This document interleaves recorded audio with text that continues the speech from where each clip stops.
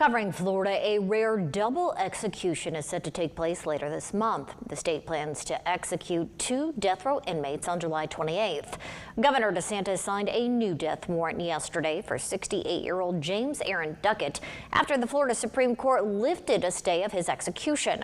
Unless another stay is granted, Duckett is scheduled to die at noon. He was convicted of the 1987 murder of an 11-year-old girl.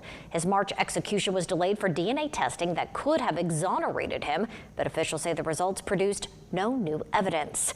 And then 6 hours later, 80-year-old Dominic Ochikone is scheduled to be executed by lethal injection. He was convicted of killing his former girlfriend's parents in Pasco County more than 40 years ago. He would become the oldest person executed by Florida in the modern era. Now, the executions will mark Florida's first double execution since the death penalty was reinstated in 1972. Will this be the state's first same-day double execution in more than 50 years? It would not be unprecedented.